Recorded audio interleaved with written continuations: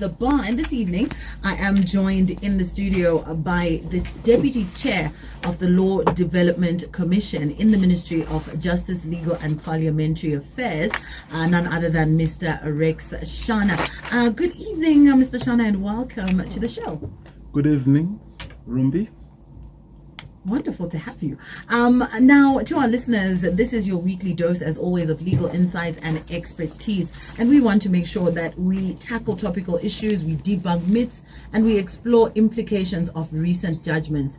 As always, we have a law expert on the panel, and this evening, Mr. Shana will be providing us with clarity and understanding of the Marriages Act. Now we've got you covered. Grab your seat at the bar and let's dive into the world of the law in terms of the Marriages Act. Now, Mr. Shana, this particular piece of legislation seems to be very, very topical. It also seems to be quite confusing to a lot of people. Some say things that are not in there. Some people are misinterpreting things. From your standpoint, are there any areas of this law that are problematic or perhaps need to be spoken about further? Well, I think the problem is people have not really looked at the Act, so they're just getting information from all sorts of sources. And sometimes I find that these sources themselves have not even looked at this law.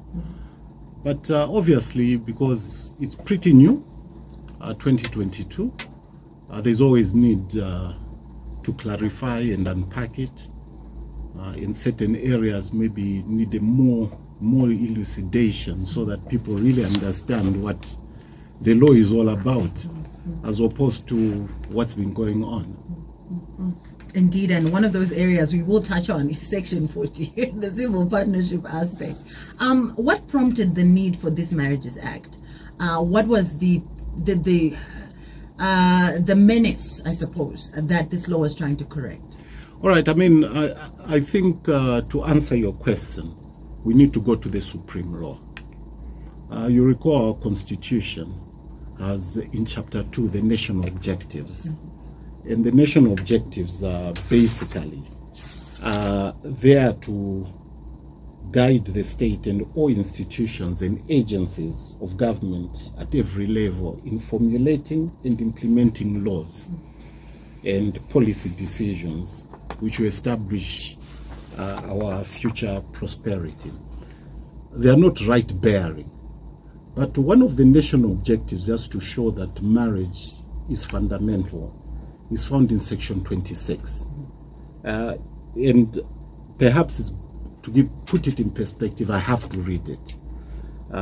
It says the state must take appropriate measures to ensure that no marriage is entered into without the free and full consent of the intending spouses.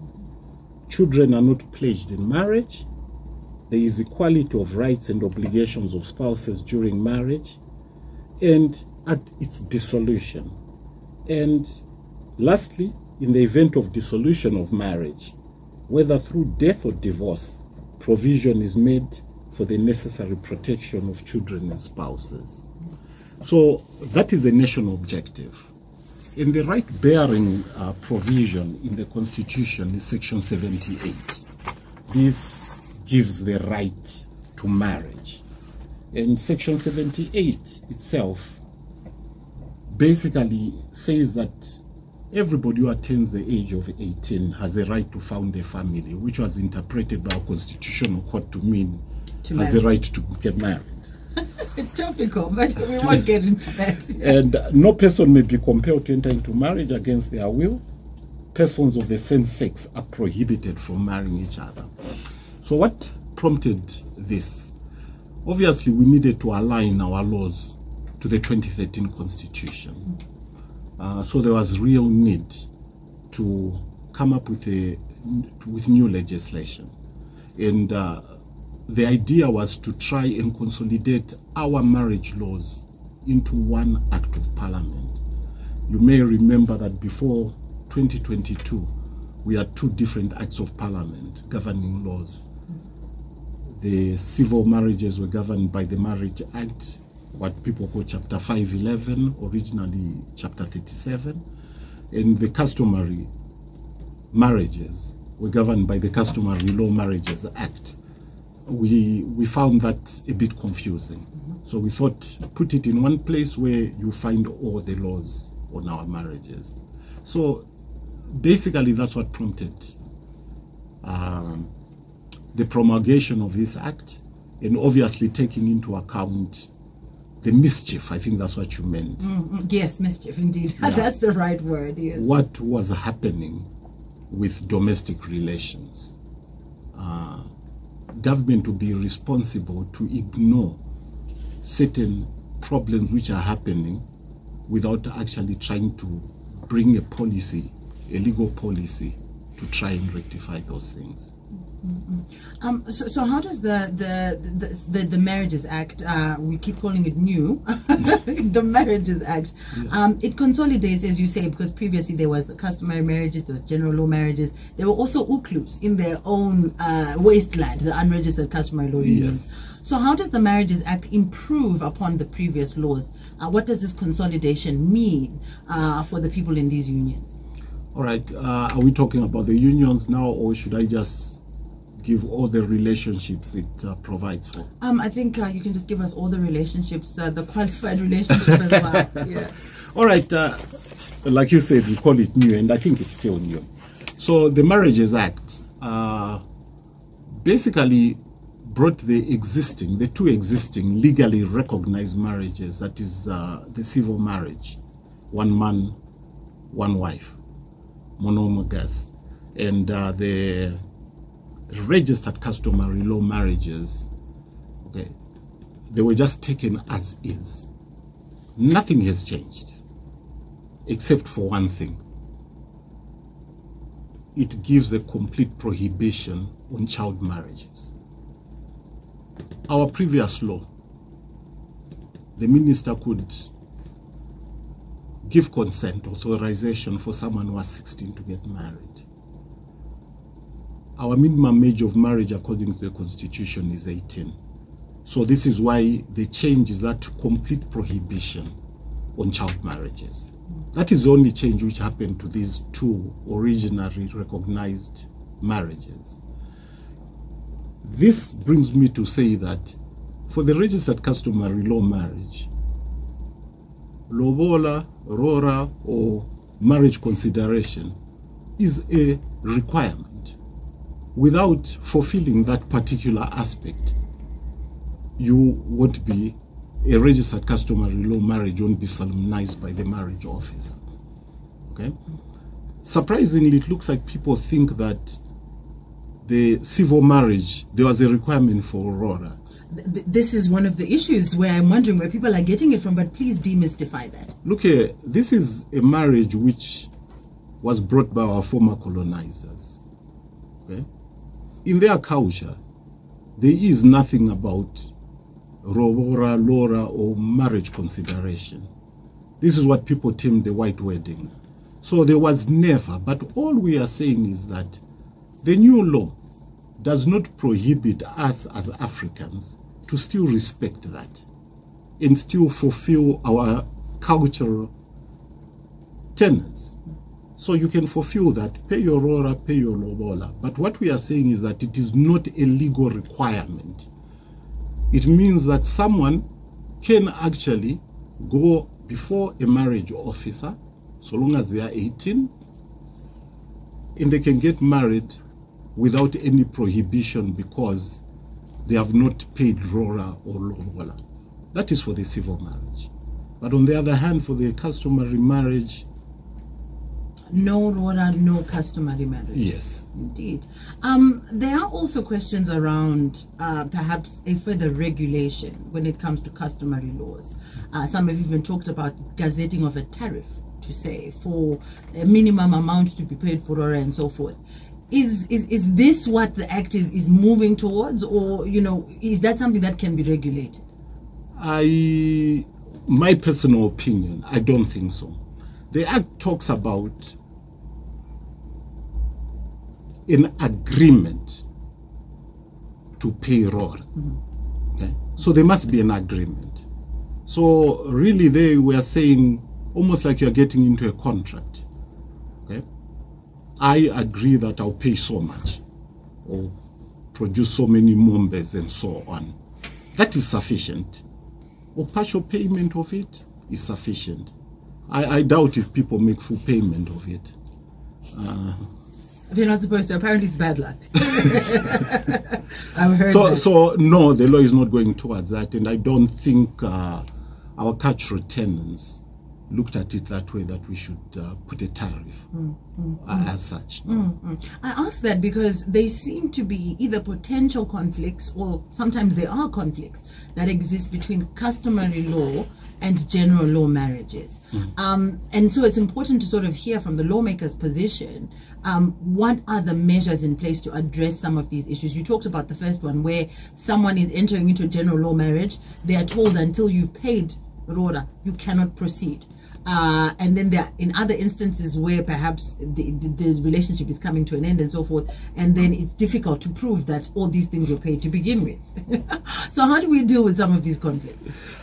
Well, if you look at the new, what we are calling the New Marriages Act, it's placed an obligation on the marriage officer. Incidentally, we've made chiefs ex-officio marriage officers also. Magistrates still remain ex-officio marriage officers. They always used to be. They've got an obligation when they are doing the solemnization of a customary law marriage to ensure that both parties, intended bride and groom, come with a relative from their sides of the family who is considered someone responsible in their family. And the marriage officer is obliged to ask questions whether those cultural things were done, whether there's been an agreement, payment, what was agreed, and all these things are recorded. Okay, I think that is one way to sort of make it really legal, that you've bound yourself. Okay, and incidentally, the act goes as far as saying, if that witness misrepresents, especially the groom's witness misrepresents as to what the position is on Rora, he is committing an offense. It criminalizes it. Yeah. So if you misrepresent and it's found out, you're actually liable to a criminal offense, liable to either a fine up to level 6 or imprisonment up to 6 months. So that is how serious we are looking at it. And the obligation on the marriage officer, be it a magistrate, be it a chief, very soon they'll be doing it, is that they themselves, if they do not properly conduct that role or collude, they themselves will be committing an offense. So this criminalization will ensure that there is, soundness in the way that these things are looked at. Yes, that is the idea. It's a bit coercive, in other words. But as you know, whether there's a coercive law or not, people always try their luck. This is why we still have the criminal courts. Indeed, Shamu. Okay, there is another aspect, just going a little bit deeper, particularly on the customary law aspects, Mr. Shana. There in the Customary Marriages Act, for example, the conditions upon which a groom can demand back the dowry, the bride price, are set out, but it is silent on what conditions or what recourse a bride can take if something goes wrong within that customary law union. And we're talking about a fairness in these unions. Is that something that perhaps the lawmaker will also look at? Well, it's early yet to say, but when consultations were made, and these were lengthy consultations when coming up with this so-called New Marriages Act, those aspects were dealt with. But remember, we also need to ensure that any law which is lower than the Constitution is not inconsistent with the Constitution. So you remember, I've already spoken about Section 78, which gives the rights. And if you look at those rights, you realize that certain things which people may wish for, may be unconstitutional. I follow, yes, yes. So we have to be careful when we deal with these things. I know there are a lot of wishes.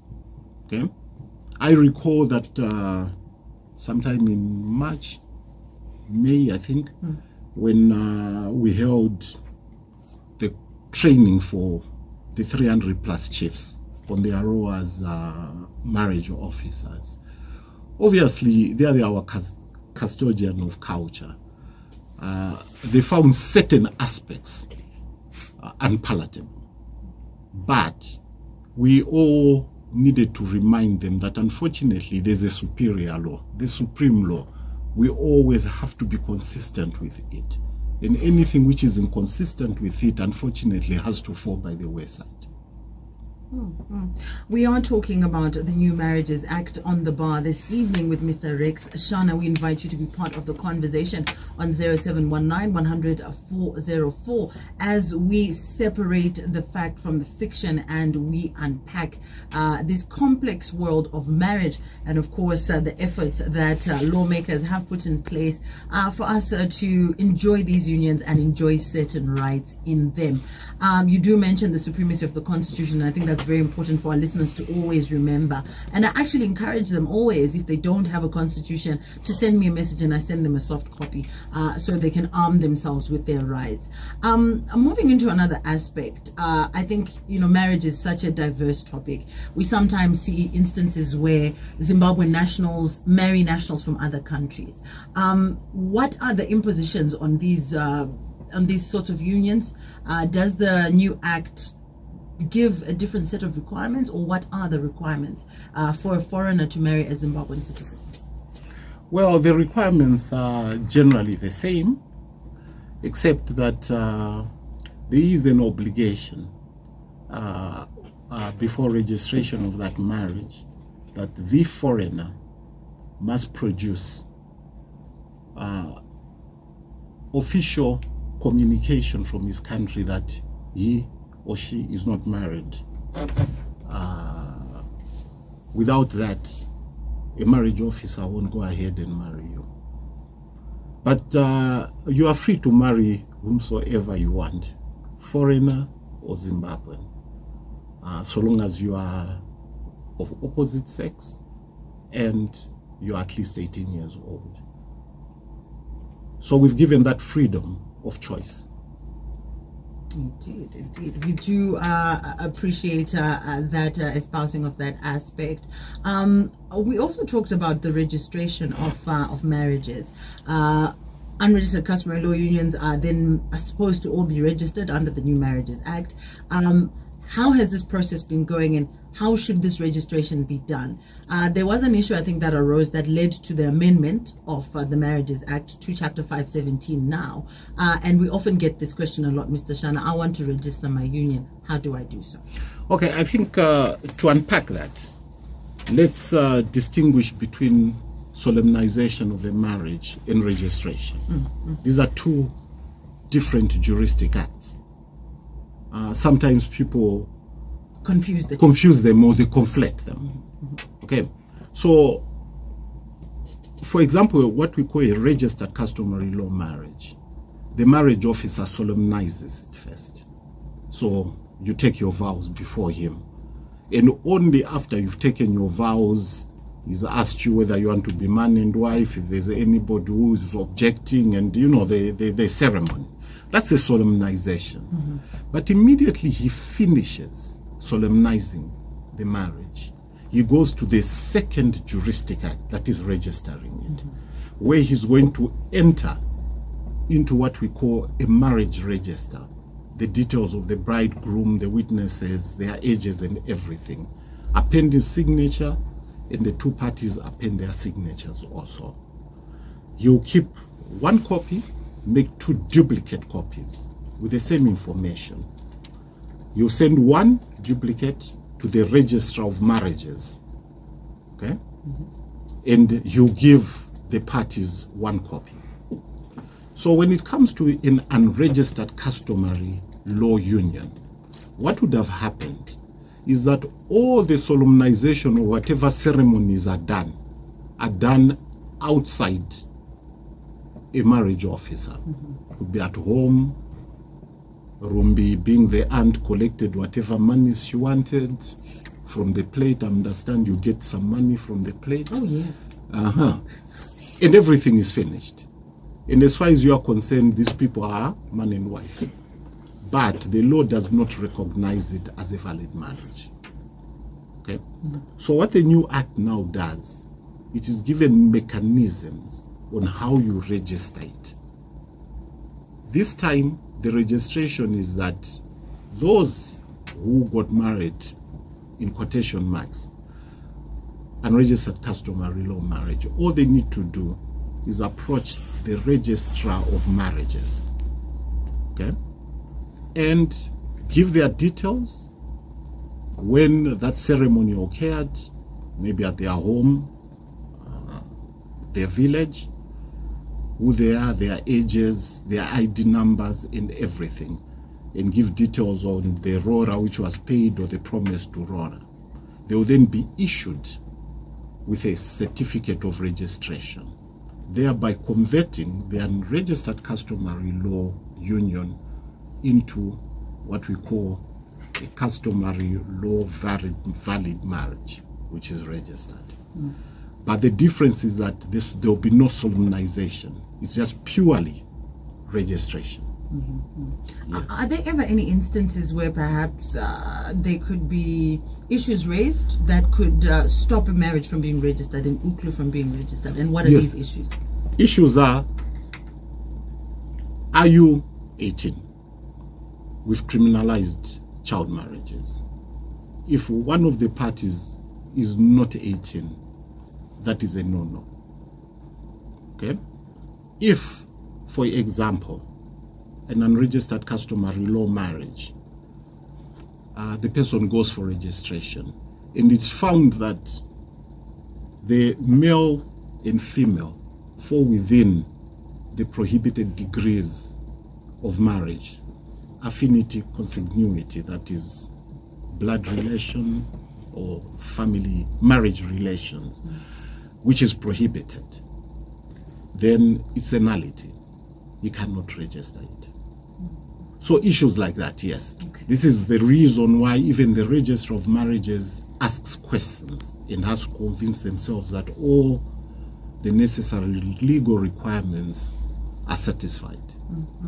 And if in the very odd scenario that at the time of entering into this UKLU, it was a child marriage, does it still get registered? Perhaps parties are now majors and so forth.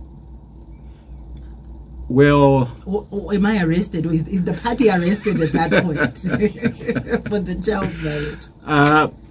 What we've done is basically simply stated that anyone who marries a child when they were a child, they've committed an offense. Anyone who facilitates it, whether parent or anything. I know there's been a lot of argument to say, if my daughter who's 17 gets pregnant, are you telling me I can't send her to... You can't, and I believe that's the answer, isn't it? It is the answer is no. Yes. Okay. And I know, as you may be aware, ever since this act was passed, our ministry has been doing awareness, public awareness around the country. That's usually a bone of contention. About, so why should I be looking after my daughter when she was impregnated? And we are saying, no, the best interests of the child. She's always a child. Yes. Always. Okay? It doesn't bar you from ensuring that the male at least contributes by way of maintenance. But you cannot facilitate any form of marriage, civil partnership, and registered union. All those things are criminalized in terms of Section 3 of the Act. A child's a child. That's all we are saying. And I think that's an important message there, and I hope the mothers and fathers are listening, that a child remains a child regardless of whether she's been impregnated or not. You move into a very interesting part of the Marriages Act, the civil partnerships. Tell us what constitutes a civil partnership. I think I'll just start there. What makes a civil partnership? All right. What makes a civil partnership? Okay, I won't say. I'm sure there are a legion of ways these things come about. Okay. So I'm not going to try and even use one example, but I'll just give what a civil partnership is. It is a relationship between a man and a woman who, A, are both over the age of 18 years, and B, have lived together without legally being married to each other. And this is important, have lived together without being legally married to each other. And C, are not within the prohibited degrees of marriage. And lastly, D, having regard to the circumstances of the way they live. The relationship is considered as one of a couple living together in a genuine domestic basis. That is basically what a civil partnership is. So there's no magic to it. The only difference is that, one, we've decided to call it a civil partnership because someone has not maybe gone through the process of paying RORA, like in an unregistered customary union. These are two adults who've been living together in a genuine domestic basis. And incidentally, where there's a dispute, the Act itself has provided a list of factors which will be taken into account to determine whether a civil partnership actually existed. Okay? So it is not guesswork. Okay? But I think what is important for people to understand, a civil partnership is not recognized as a marriage. It is not recognized for anything other than one aspect. At dissolution, in dissolution other than dissolution by death, all the Act has said is to simply say the provisions of the Matrimonial Causes Act, that's section 7 to 11, will apply. What do I mean? These civil partnerships, people make a home, they probably buy assets, they probably have children. What was happening in the past is that whenever there was dissolution, more often than not, the woman and the children got the short end of the stick. So we are now saying, no. The assets acquired during this civil partnership, there must be a law which deals with them. And we've decided to just use the same law which you use at divorce of a marriage, the Matrimonial Causes Act. So contrary to what people have been talking about, like the law is encouraging small houses and everything, the law is not doing that. Its main concern is basically to say there is a reality that such relationships exist. And we have a problem.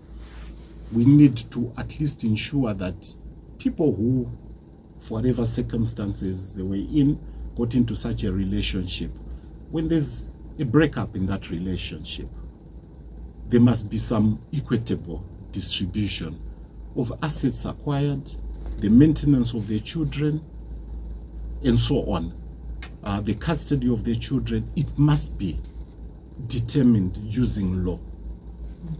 So basically that's what the civil partnership is. It is not something which we can equate to a marriage. To a marriage, either a civil marriage, a registered customary marriage, or even an unregistered customary law union.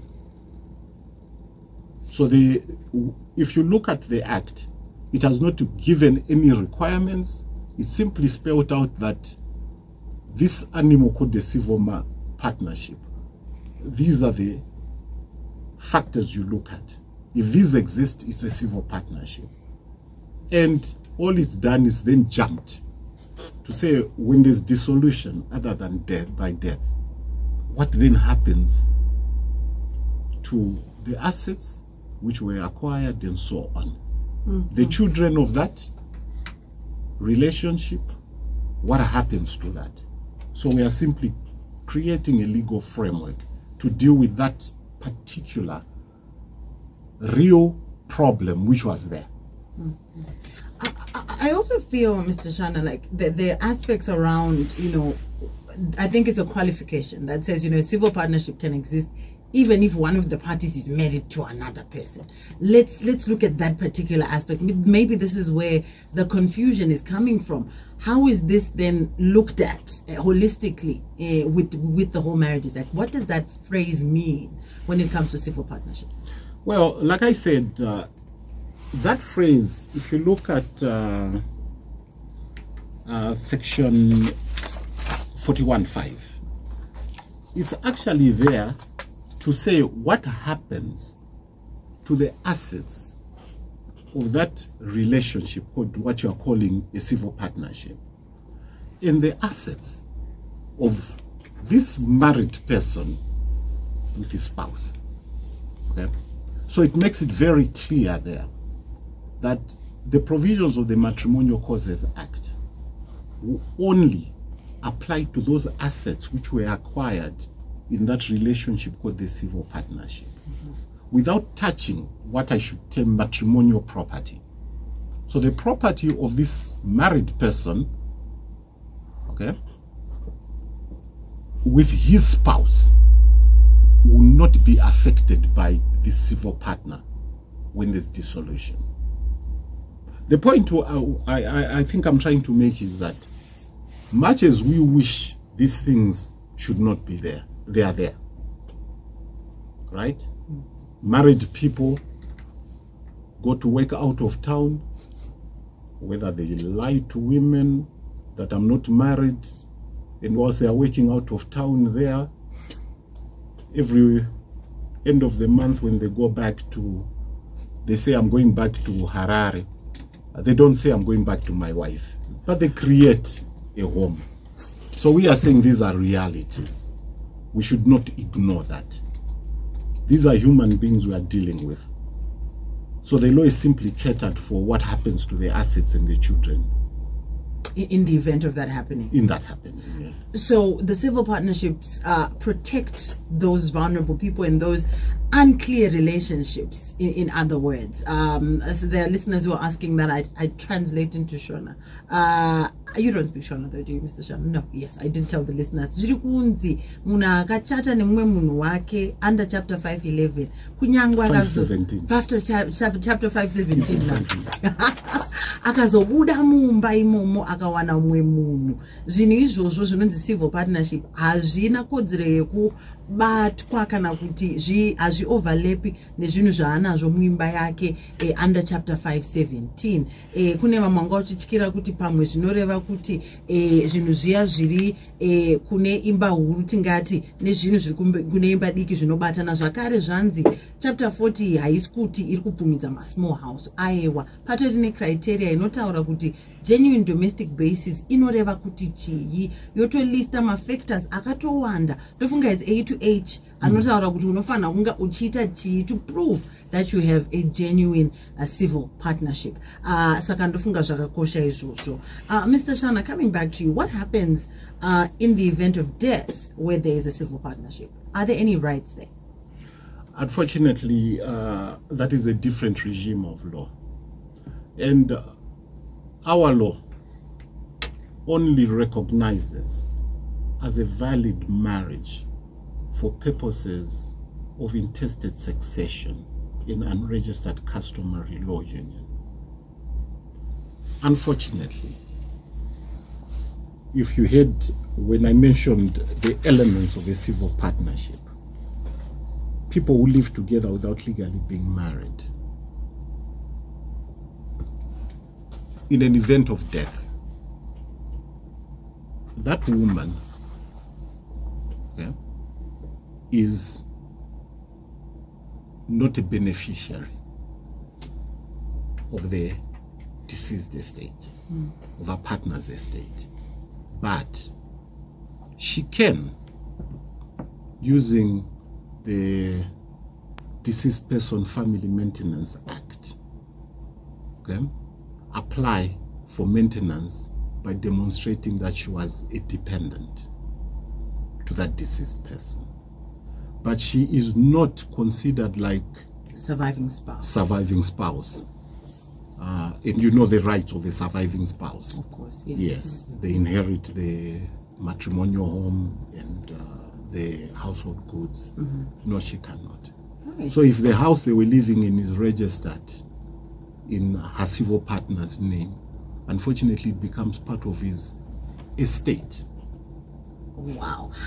It's difficult to hear, but that's the truth, and the law is in black and white, and this is what it says. We've got a whole lot of questions coming in from our listeners, Mr. Shan. I think let's do justice to some of the questions. Okay, this one is from Patrick, who says, if a civil partnership is not a recognized marriage, why is there a law that governs the distribution of assets acquired during that union in case of a breakup? This listener says, I feel that clause wasn't necessary. How would you respond to him? Well, I'd respond to him that even before we introduced this particular thing, courts had to be ingenious. They ended up using things which were more in the realm of commercial law. They used the principles like tacit universal partnership to say there was a tacit universal partnership, and if a partnership breaks, the partners are entitled to share the partnership assets. Others prefer to use unjust enrichment. Okay? That if someone contributed, they can't just walk away, so you're unjustly enriched. So all we've done is to say, no, listen, let's really provide a legal framework which is not using or importing commercial law principles. These relationships are not commercial at all. So unfortunately, with that, to my friend Patrick, I would say that the reality is that these people who are in such relationships also deserve what they contributed. They deserve something from it. I hear you. This one is a bit of a controversial question. Oscar says, Mr. Shana, what's the real position on polyandry? Is polyandry regulated, or do you mean polygamy? I think maybe he means polygamy. Or perhaps you can answer both. Is there a law around polyandry, polygamy? What's the position on that? All right. First and foremost, in Zimbabwe, we do not have a law on polyandry. And I hope he understands what he's talking about, that a woman marrying more than one male partner. No, we do not have that in Zimbabwe. There is no law on that. Polygamy, yes, when you look at the registered customary law marriage, it is polygamous or potentially polygamous. So a man is entitled under customary law to marry more than one wife. This one is from 526. It says, if a married person under chapter 517 went on to marry another wife was still married, what is that called? That's a pretty that's an easy one. Yeah, there is a law called bigamy, and it's a criminal offense. It's provided for in section 104 of our Criminal Law Codification and Reform Act. It is a criminal offense, and the so-called second marriage is a nullity. It is not recognized as a marriage. But whoever entered into that definitely will be prosecuted for a criminal offense. And that is not only persons who are married in a monogamous marriage. So in a monogamous marriage, if they purport to go and marry, even under customary law, but a registered marriage, they will be prosecuted. Or if it's the customary marriage, which is potentially polygamous, but they go and marry another person in a monogamous marriage, they will be prosecuted for bigamy also. Indeed. Yes. So be aware out there. Don't just go around marrying people, and check if the person is really not married to someone else. Ignorance is not a defense. Last question here. I've still got quite a lot, but I'm looking at our time. This one is from KG, who says, good evening. If marriage is between two consenting adults of the opposite sex, how does rape come into marriage? And why is that present in our laws? This is from KG. Listen, a person has the right to do with their body what they want with their body. They have the right to say no. There is no perpetual consent like people used to do before we introduced the offense of rape in a marriage under the Sexual Offences Act. There is no perpetual consent. A woman has the right to say no. If you are not happy, divorce her. I'm afraid. Yes, wonderful. So women have a choice to consent, and there's no such thing as perpetual consent. Mr. Shana, we fast run out of time. In closing, to our listeners, in terms of understanding this very complex but important law, what would you leave with our listeners? Okay, I would say that whenever they are confused, please get in touch with the Minister of Justice who will explain to you. We are going around the country. We advertise. Please attend our sessions. It doesn't matter which part of the country. But before I go, there's one thing I really want to encourage those in unregistered customary law marriage unions, that the law is now provided mechanisms for you to register these unions. Please take advantage of it, because there are certain attendant benefits to a registered customary marriage which you won't find in an unregistered customary union. Thank you. Thank you so much. To my guest, Mr. Rex Shana, Deputy Chair for the Law Development Commission in the Ministry of Justice, Legal and Parliamentary Affairs. What a discussion. I feel like we haven't finished. We might have to come back for part 2, Mr. Shana. But I thank you for your expertise and illumination and elucidation of this important topic. I thank you, Rumbi. Thank you, listeners. Thank you so much.